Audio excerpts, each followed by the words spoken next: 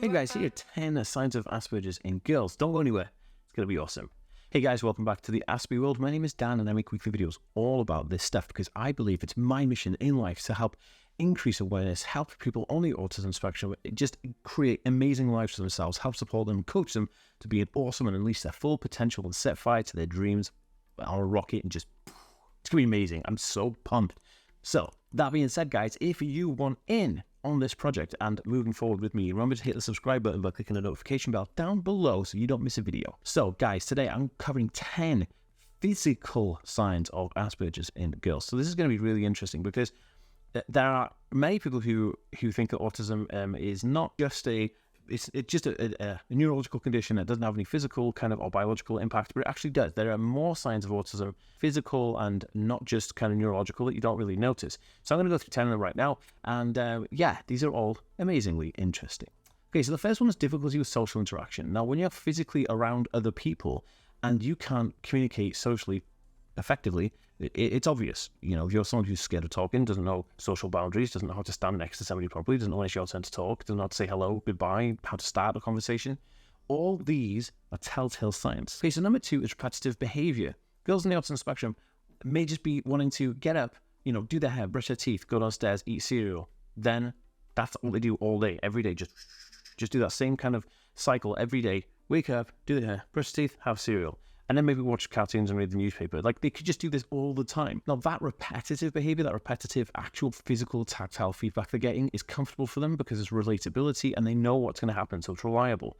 This is why repetitive behavior is common among people on the autism spectrum. Difficulty with communication is number 3, and this actually comes from being disadvantaged at communicating effectively. That's reading, understanding, verbal, non-verbal, written communication, the language that comes along with it, because when we talk, when we physically say something, we have emotion attached to that, and we can decode that emotion and understand it. But for autistic individuals like myself, that emotion is difficult to read and understand. So girls with Asperger syndrome will have difficulties with communication in general, and this is all types of communication, not just verbal communication. So number 4 is sensory processing issues. This could mean that they have a light sensitivity. They can't be around bright lights. They have a noise sensitivity. They have to wear headphones all the time because everything's too loud. They have a smell sensitivity or a texture sensitivity, so they don't like certain foods or certain environments, right?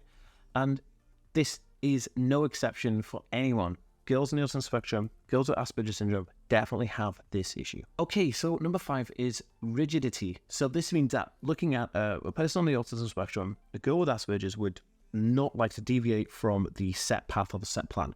Any change in their routine, any change in their current future, which is imminent, is going to be detrimental to them and they won't be able to deal with it at all. So having a rigid structure that they stick to is very important, and it's a big telltale sign of people on the autism spectrum. So number 6 is special interest. Now, girls on the autism spectrum will physically collect books on something like Twilight series, or they'll collect Tamagotchis, or they'll collect DVDs, or they'll collect, I don't know, brooches, watches, anything, hairbrushes. It could be absolutely anything. They will collect something that is very, very interesting and topical to them, and it could be the most bizarre thing. It could be rocks, it could be types of minerals, it could be literally anything, and they'll collect these until the cows come home. It'll be something that they just have abundance of, and they'll tell you everything about it.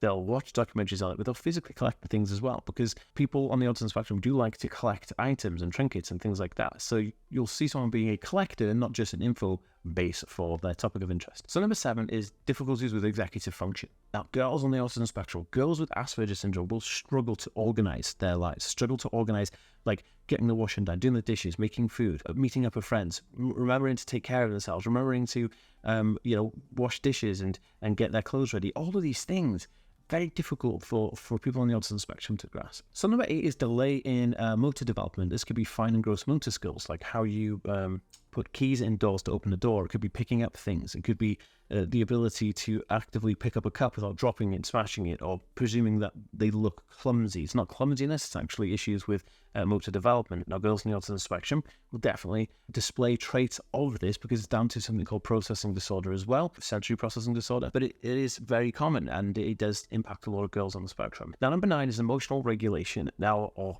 I should say emotional deregulation, because girls on the autism spectrum won't be able to fully 100% regulate their emotions, which means that they may be up and down very erratically with how they think and how they feel, because they won't be able to express their feelings. So they may seem very angry and aggressive when actually they're just upset about something that's pending in the future, or they could be really, really happy and hysterically laughing at something that isn't really that funny, because there's no regulation of emotions, and it's hard to put that across. Number 10 is unusual body language. Now, this could be a stance. It could be standing a bit odd. It could be not knowing how to sit down properly. It could be not knowing how close to sit to another person in a closed setting, or standing next to another person. Do they have an idea of personal space?